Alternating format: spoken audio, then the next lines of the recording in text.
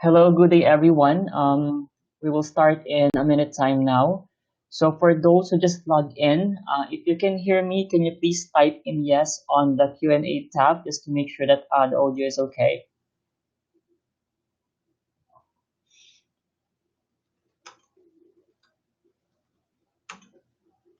All right, thank you so much for the response. So, all right. So good day, everyone. Again, my name is Ron Nolasco from International Trade Council. I am your moderator for today, and our webinar is about doing business in Finland, and this in preparation for the upcoming trade mission in Finland on May 25th to 27th, 2020. And our presenters are Petra Söderling and Megan Williams from Business Finland. So just to give you some instruction, the presenter will going to finish their presentation first, and then if you have any questions at the end of the presentation, just type in your question here at the Q&A tab, and I will read the question, and then Ms. Petra will going to answer the question for you. So I will give the floor now to Petra so she can start the presentation. Thank you. Go ahead, Petra. Thank you, Ron. Can everyone hear me well? And see the slides as well? Can you hear me? Yes. Yeah. Yes. Oh, okay. And can you see the slides too? Yep. Okay, very good. So I'll start. Yes. Thank you, Ron. Thank you, ITC, for hosting the webinar. Megan and I are excited to be here. So yes, I'm Petra Söderling. I'm a senior advisor at Business Finland's Invest in Finland unit here in the USA. Business Finland is the Finnish government's innovation funding and internationalization arm, and Invest in Finland within Business Finland works to attract foreign direct investments into Finland.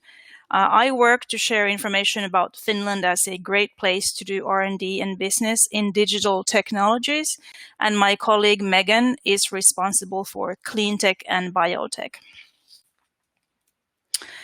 So today we'll talk generically about why and how to do business in Finland, but we do focus on these three industries more than others: bioeconomy, clean tech, and technology and digitalization.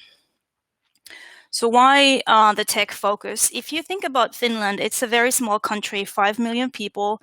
It's located all the way up in the northern Europe between Sweden and Russia, and there's not a whole lot of natural resources.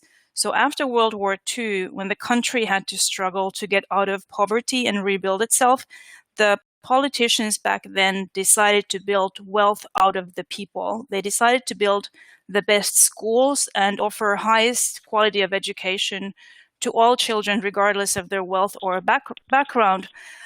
They gradually back then refined the Finnish industries from low-tech agricultural country to industries that create higher value add, such as forest machinery, paper mills, cables, electronics, and then eventually telecom networks and cellular phones. And this is the result we see on this slide today.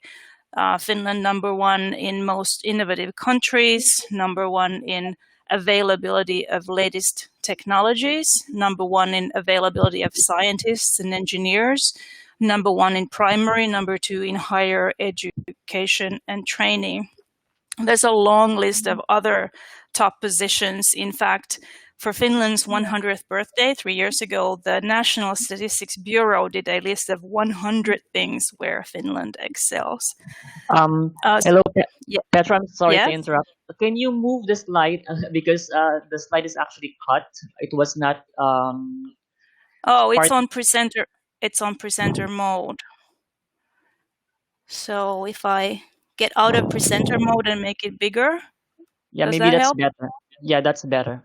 Okay, is that okay? That's okay. Yep, that's better. Thank you. Okay. Yeah, very good. Well, thank you for letting me know. Yeah, so basically this slide, what we are looking at here is a solid, trusted, predictable foundation for anyone to move into or start doing serious business. But serious business doesn't need to be boring. So here we are looking at more statistics. Number one as continuous source of new growth. Number one in digital startups per capita. Number one startup event in Europe. So all of this makes Finland a hotbed of startup buzz, if you like, at the moment. And how the country got there is another historical story. Some of you may remember 10, 15 years ago, Nokia was the world leader in smartphones. All the way up until 2012, Nokia was Finland's biggest employer with more than 24,000 workers in Finland. Back then, Nokia accounted for 4% of the country's GDP. So pretty much everyone worked at Nokia. I was there at that time as well. But as we know, iPhone and Android took over, and then within just 1 or 2 years, Nokia had to let go over 13,000 people in Finland.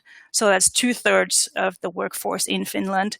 All in all, they had to close phone R&D centers and factories in 13 countries with layoffs that eventually impacted 18,000 people worldwide.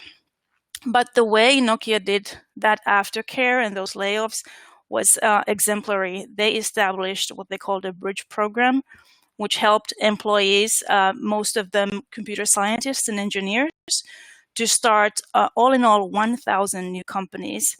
And some of those companies were even founded with research IP that the teams were able to take with them from Nokia. So Nokia gave IP, they allowed people to take their research projects. Nokia also gave grants, and the Finnish government back then gave grants for these people so they can start these new companies. So this was from Nokia's part, in an altruistic way of laying off people that eventually ended up making the whole country better and stronger than it was before. The 1,000 startups that were founded back in 2012, not all of them survived, of course, but most of them did. And they did generate new research, new companies, more research programs. That was kind of like this positive effect in the country. Here, what we are looking at is a dashboard of technology areas that I personally work on.